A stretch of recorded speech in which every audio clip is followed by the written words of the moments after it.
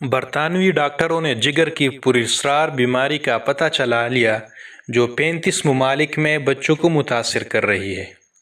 BBC science.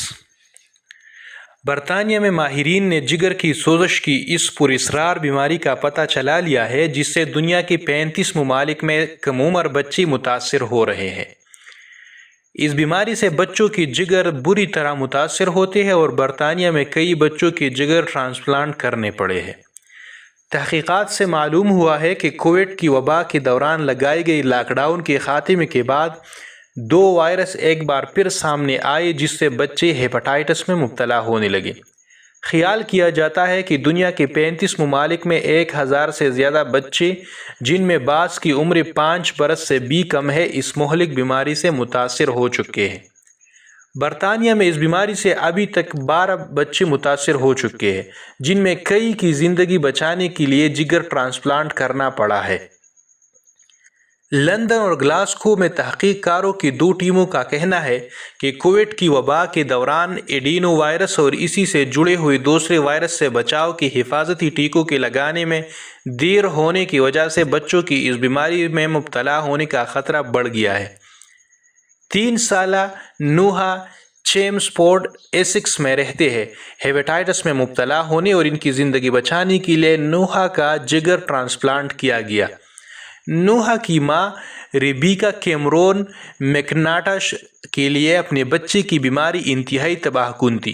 وہ کہتی ہے کہ نوحا کی صحت کا کوئی مسئلہ نہیں تھا، پھر اچانک سب کچھ ہو گیا۔ اس نے ہم سب کو حیران کر دیا۔ ہم سمجھے کہ معمولی سا مسئلہ ہے، آسانی سے ٹھیک ہو جائے گا، لیکن وہ بڑھتا ہی گیا۔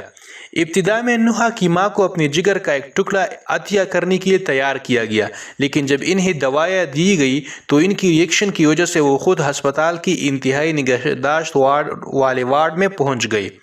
نوحا کو جگر کی عطیہ کی فہرست میں شامل کیا گیا اور پھر انہیں جگر کا عطیہ مل گیا۔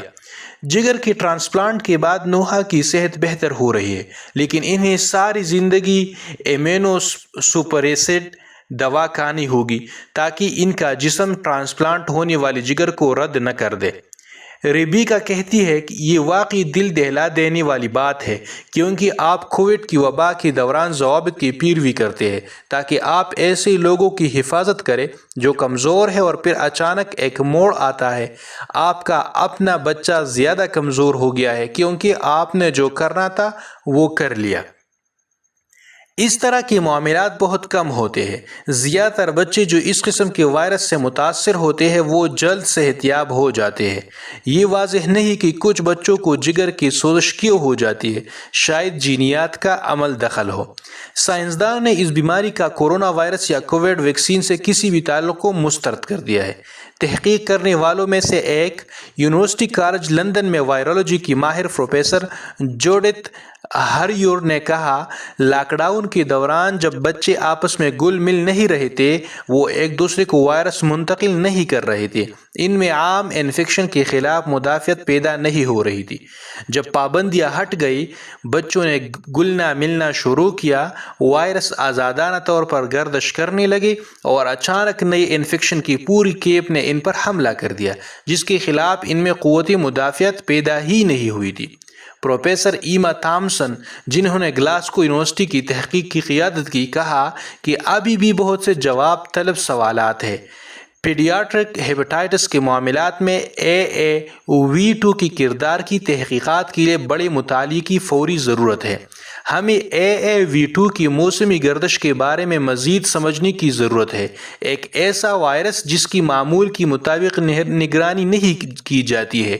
یہ ہو سکتا ہے کہ ایڈینو وائرس انفیکشن کے عروج پر اس کا ملاپ AAV2 سے ہوا ہو جس سے حساس چھوٹے بچوں میں ہیپاٹائٹس سامنے آیا ہے۔